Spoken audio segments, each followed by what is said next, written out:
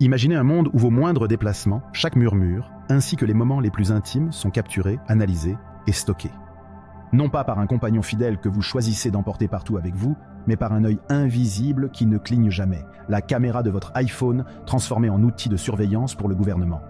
Dans cet univers dystopique, votre vie privée ne vous appartient plus. Chaque sourire, chaque larme et chaque murmure sont susceptibles d'être scrutés sous le prisme de l'autorité. Comment se déroulerait votre quotidien si la technologie que vous portez dans votre poche devenait le principal médiateur entre vous et un État surveillant? À travers le regard de notre protagoniste, plongez au cœur de cette réalité alternative où la frontière entre privé et public est abolie. Suivez-nous dans un voyage intrigant qui non seulement défie les notions d'intimité et de liberté, mais qui interroge également l'équilibre fragile entre sécurité collective et droits individuels.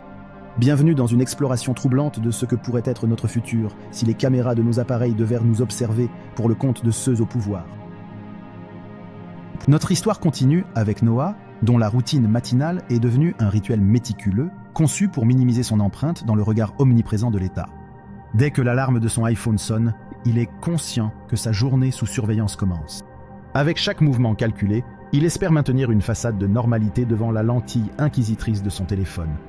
Noah est devenu un maître dans l'art de dissimuler ses véritables sentiments et pensées, sachant que chaque expression faciale, chaque soupir, pourrait être interprété de manière erronée par ceux qui observent. Sa routine matinale, autrefois privée et personnelle, est maintenant réduite à une série d'actions mécaniques et insipides. Les conversations avec sa famille, une fois vivantes et chaleureuses, se sont transformées en échanges superficiels, chacun étant conscient de l'oreille invisible qui pourrait écouter. Leur petit déjeuner se déroule dans une semi-silence, entrecoupé de paroles soigneusement choisies, tandis qu'ils se dépêchent de terminer pour éviter les longs moments sous surveillance.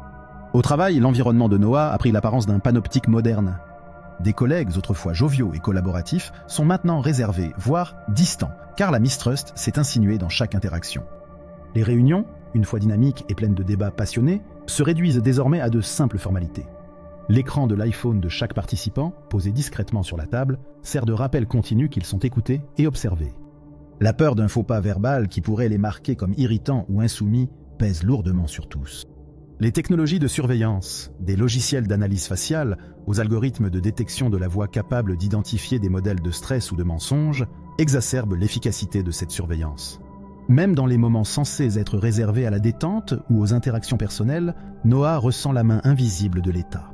Les discussions avec des amis dans un café sont soigneusement naviguées, chaque sujet de conversation étant évalué pour sa sécurité avant d'être exprimé. La spontanéité et l'authenticité des relations se sont érodées, laissant place à une prudence constante. Pour Noah, la lutte pour rester sain d'esprit dans un monde où chaque instant peut être scruté est devenue centrale dans sa vie. Il trouve du réconfort et un semblant de liberté dans les rares espaces qu'il perçoit comme moins surveillés, comme les douches ou les promenades nocturnes dans des zones peu éclairées de la ville. C'est dans ces moments de solitude relative qu'il se permet d'exprimer ses vraies pensées, murmurant à la nuit ses frustrations et ses désirs d'une vie moins scrutée. Ce quotidien sous surveillance influence profondément la société, tissant une toile d'isolation, de suspicion et d'autocensure. La culture est réduite à sa forme la plus banale, toute création artistique devant être prudemment censurée pour éviter le moindre soupçon de dissidence. L'économie elle-même, autrefois dynamique et innovante, est devenue prudente et répétitive car chaque entreprise doit naviguer dans le champ miné de la surveillance gouvernementale. Noah, comme tant d'autres, est tiraillé entre la nécessité de se conformer pour sa sécurité et son désir profond de liberté d'expression et de vie privée. Les choix éthiques deviennent des dilemmes quotidiens. Doit-il risquer la sécurité de sa famille en cherchant des moyens de contournement technologique ou rester un citoyen docile, mais intérieurement révolté? La réflexion sur un avenir potentiellement différent est un exercice périlleux. Pour Noah, cela implique de jongler entre l'espoir d'un changement et la résignation face à l'étau toujours plus serré de la surveillance. Les moments de solitude, bien qu'éphémères et rares, lui offrent un espace pour rêver d'un monde moins scruté, où l'intimité et la liberté pourraient être restaurées. Ces aspirations, bien que fragiles, l'encouragent à continuer, à chercher des moyens subtils de résister au regard omniprésent de l'État, même si c'est uniquement dans les recès les plus profonds de son esprit. Dans ce monde où chaque geste, chaque parole est potentiellement observée et jugée, Noah trouve une motivation paradoxale dans la surveillance même. Elle lui rappelle pourquoi il est vital de maintenir vivant l'esprit de résistance et du désir d'une existence autonome, loin des regards indiscrets. La quête de Noah pour un équilibre entre sécurité et liberté personnelle souligne le dilemme fondamental à l'ère de la technologie omniprésente. Comment naviguer dans la fine ligne entre le confort de la surveillance et l'aspiration profonde à une vie privée et libre? Dans ce monde où chaque instant est sous surveillance, les répercussions sur la société, l'économie et la culture sont palpables à travers les yeux de notre protagoniste, transformant chaque interaction en un calcul stratégique. L'omniprésence de l'État dans chaque sphère de la vie personnelle et professionnelle crée une atmosphère d'isolement et de méfiance. Les relations, autrefois florissantes et authentiques, deviennent des simulations prudentes, où chaque mot est pesé pour éviter d'attirer l'attention indésirable des surveillants. Le marché de l'art, autrefois dynamique, est réduit à une expression approuvée par l'État, stérilisée de toute véritable émotion ou contestation. Les entreprises, sous le fardeau constant de la surveillance gouvernementale, stagnent, innovant uniquement dans les limites imposées par un régime de surveillance. Au sein de ce climat étouffant, le protagoniste est confronté à des choix éthiques quasi quotidiennement. Chaque acte de dissidence, aussi mineur soit-il, est un risque calculé, soulignant la complexité éthique de vivre sous un régime aussi oppressif.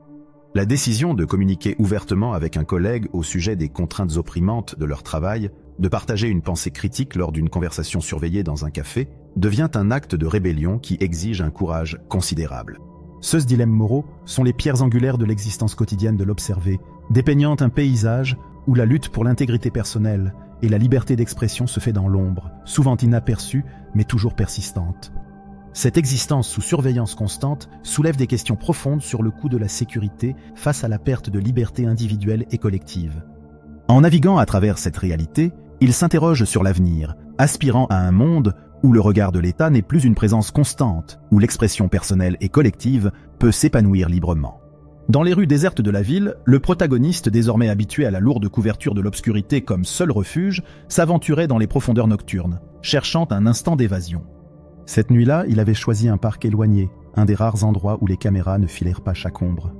Assis sur un banc usé par le temps, il regardait les étoiles, se demandant si elles aussi étaient sous la surveillance d'un quelconque observateur lointain. Mais ici, sous la voûte céleste, il se sentait pour une fois à l'abri du regard perçant de l'État. Cependant, son esprit ne pouvait ignorer les conséquences possibles de sa quête de solitude. Chaque geste semblait peser des tonnes, chaque pas résonnait comme une trahison potentielle de son désir de liberté. Ce moment de quiétude, bien que rares et précieux, n'était pas exempt de la peur constante d'être découvert. La paranoïa était devenue une compagne indésirable mais fidèle. Pourtant, malgré la tension palpable, il chérissait ses échappées. C'était dans ces instants de bravoure discrète qu'il redonnait sens à son existence. Contemplant l'immensité du ciel, il s'efforçait de se remémorer ce que la vraie liberté pouvait signifier, un concept maintenant aussi lointain que les astres au-dessus de lui. Ce n'était pas simplement la résistance face à un régime oppressif qui l'animait, mais une recherche plus profonde, celle d'un lien authentique avec le monde, non filtré par les lentilles de surveillance omniprésentes. Le retour à la réalité fut néanmoins rapide et rude. À l'instant où son téléphone vibra dans sa poche, marque de son heure de rentrée, il sut que son bref moment de liberté était terminé.